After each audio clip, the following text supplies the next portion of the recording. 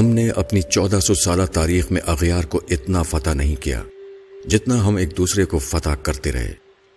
آپ کو شاید یہ جان کر حیرت ہو کہ مسلمانوں نے دنیا کا 95% علاقہ اسلامی عروج کی پہلی صدی میں فتح کر لیا تھا۔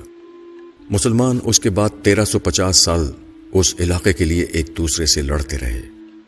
ہمارے علم، فلسفے، سائنس اور ایجادات کی 95% تاریخ بھی ابتدائی 300 سال تک محدود تھی۔ ہم نے واقعی 1000 سال میں جنگوں کے سوا کچھ نہیں کیا۔ آپ آج 2018 سے 1000 سال پیچھے چلے جائیں، آپ کو محمود غزنوی ہندوستان پر حملہ کرتا ملے گا۔ سب سے پہلے ملتان پر حملہ کر کے اسماعیلی فرقے کے مسلمانوں کا قتل عام کیا کرتا تھا اور دولت لوٹ کر لے جاتا تھا۔ آپ اسپین میں مسلمانوں کے ہاتھوں مسلمان کا گلا کٹتے دیکھیں گے۔ آپ کو ترکی میں سلجوق تلواریں اٹھا کر پھرتے نظر آئیں گے۔ آپ کو عرب میں لاشیں بکھری ملیں گی۔ شیعہ سنی اور سنی شیعہ کے سر اتارتے نظر آئیں گے۔ مسلمان مسلمان کو فتح کر رہا ہوگا۔ مسلمان مسلمانوں کی مسجدیں جلاتے دکھائی دیں گے اور آپ مومنوں کے ہاتھوں میں مومنوں کے سروں کے مینار بنتے دیکھیں گے۔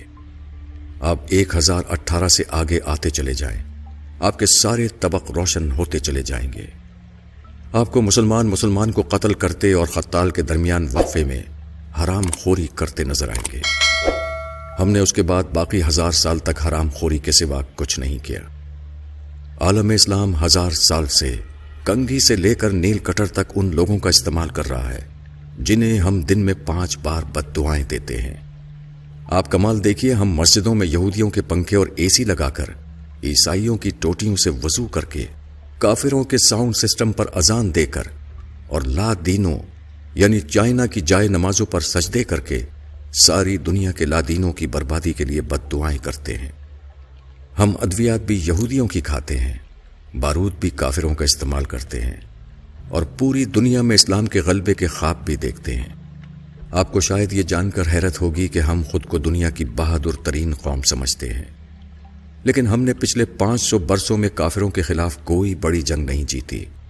ہم 5 صدیوں سے مار اور صرف مار کھا رہے ہیں۔ پہلی جنگ عظیم سے قبل پورا عرب ایک تھا۔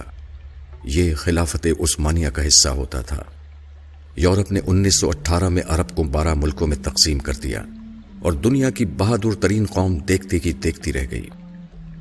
ہم اگر جنگجو تھے، ہمارا اگر لڑنے کا 1400 سال کا تجربہ تھا، تو ہم کم از کم لڑائی ہی میں پرفیکٹ ہو جاتے اور کم از کم دنیا کے ہر ہتھیار پر میڈ بائی مسلم کی مہر ہی لگ جاتی، اور ہم اگر دنیا کی بہادر ترین فوج ہی تیار کر لیتے تو ہم آج مار نہ کھا رہے ہوتے۔ آج کم از کم عراق، لیبیا، مصر، افغانستان اور شام انسانی المیہ نہ بن رہے ہوتے۔ آپ اسلامی دنیا کی بدقسمتی ملاحظہ کیجیے۔ ہم لوگ آج یورپی بندوقوں، ٹینکوں، توپوں، گولوں، گولیوں اور امریکی جنگی جہازوں کے بغیر، ان کی وار ٹیکنالوجیز کی مدد کے بغیر خانہ کعبہ کی حفاظت بھی نہیں کر سکتے۔ ہماری تعلیم کا حال یہ ہے کہ دنیا کی 100 بڑی یونیورسٹیوں کی فہرست میں اسلامی دنیا کی ایک بھی یونیورسٹی نہیں آتی۔ ساری اسلامی دنیا مل کر جتنی ریسرچ پیپر تیار کرتی ہے، وہ امریکہ کے ایک شہر بوسٹن میں ہونے والی ریسرچ کا نصف بنتا ہے۔ پوری اسلامی دنیا کے حکمران علاج کے لیے یورپ اور امریکہ جاتے ہیں۔ یہ اپنی زندگی کا آخری حصہ یورپ، امریکہ، کینیڈا اور نیوزی لینڈ میں گزارنا چاہتے ہیں۔ دنیا کی 90% تاریخ اسلامی ملکوں میں ہے، لیکن اسلامی دنیا کے 90% خوشحال لوگ سیاحت کے لیے مغربی ملکوں میں جاتے ہیں۔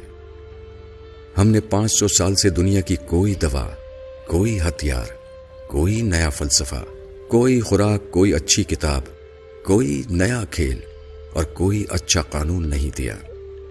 ہم نے اگر ان 500 برسوں میں کوئی اچھا جوتا ہی بنا لیا ہوتا تو ہمارا فرض کفایہ ادا ہو جاتا۔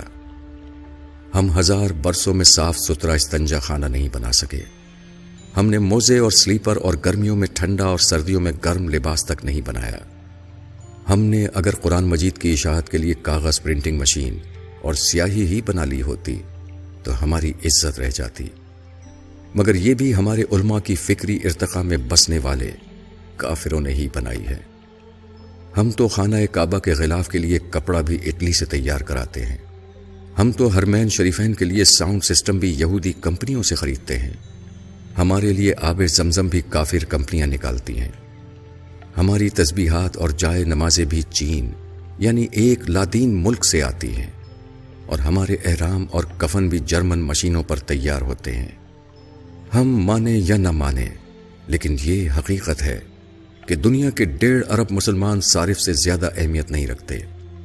یورپ زندگی کی نعمتیں ایجاد کرتا ہے، بناتا ہے، اسلامی دنیا تک پہنچاتا ہے، اور ہم استعمال کرتے ہیں، اور اس کے بعد بنانے والوں اور ایجاد کرنے والوں کو آنکھیں نکالتے ہیں اور ان پر لاکھوں مرتبہ لعنت و ملامت بھیج کر سر فخر سے بلند کرتے ہیں۔ آپ یقین کیجئے، جس سال آسٹریلیا اور نیوزی لینڈ نے سعودی عرب کو بھیڑیں دینے سے انکار کر دیا، اس سال مسلمان حج پر قربانی نہیں کر سکیں گے۔ اور جس دن یورپ اور امریکہ نے اسلامی دنیا کو گاڑیاں، جہاز اور کمپیوٹر بیچنا بند کر دیے، ہم اس دن گھروں میں محبوس ہو کر رہ جائیں گے۔ ہم شہر میں نہیں نکل سکیں گے۔ یہ ہم ہیں اور یہ ہماری اوقات۔ لیکن آپ کسی دن اپنے دعوے سن لیں، آپ ان نوجوانوں کے نعرے سن لیں جو میٹرک کا امتحان پاس نہیں کر سکے، جنہیں پیج تک لگانا نہیں آتا، مگر جس دن ان کے بوڑھے والد کی دہاڑی نہ لگے، اس دن ان کے گھر چولہا نہیں جلتا۔ آپ ان کے نعرے، ان کے دعوے سن لیجئے۔ یہ لوگ پوری دنیا میں اسلام کا جھنڈا لہرانا چاہتے ہیں، یہ اغیار کو نیست و نابود کرنا چاہتے ہیں۔ آپ اپنے علماء کرام کی تقریریں بھی سن لیجئے، یہ اپنے مائک کی تار ٹھیک نہیں کر سکتے، یہ اللہ اور اللہ کے رسول صلی اللہ علیہ وسلم کا نام اپنے مریدوں تک مارک زکربرگ کی فیس بک کے ذریعے پہنچاتے ہیں۔ یہ لوگوں کو تھوکنے کی تمیز تک نہیں سکھا سکے۔ یہ آج تک ابن تیمیہ، ابن کثیر، امام غزالی اور مولانا روم سے آگے نہیں بڑھ سکے۔ پورے عالم اسلام میں ایک بھی ایسا شخص نہیں جو ابن عربی کو سمجھنے کا دعویٰ کر سکے۔ ابن حشام اور ابن اسحاق بھی ہم تک آکسفورڈ پرنٹنگ پریس کے ذریعے پہنچے تھے، اور ابن رشد بھی ہمیں یورپ کے اسکالرز نے سمجھایا تھا۔ لیکن آپ علماء کرام کی تقریریں سن لیں، آپ کو محسوس ہوگا نعوذ باللہ، نعوذ باللہ، پوری کائنات کا نظام مولانا اللہ دتہ چلا رہے ہیں۔ یہ جس دن حکم دیں گے اس دن سورج طلوع نہیں ہوگا، اور یہ جس دن فرما دیں گے اس دن زمین پر اناج نہیں اگے گا۔ ہم نے آخر آج تک کیا کیا ہے؟ ہم کس برتری پہ خود کو دنیا کی عظیم ترین قوم سمجھتے ہیں، جو آج تک ہر جمعے کے خطبے میں گلا پھاڑ پھاڑ کر نظام مصطفیٰ صلی اللہ علیہ وسلم پر فخر کرنے کے باوجود اسے مسلمانوں کے کسی بھی ملک میں نافذ نہیں کر سکے؟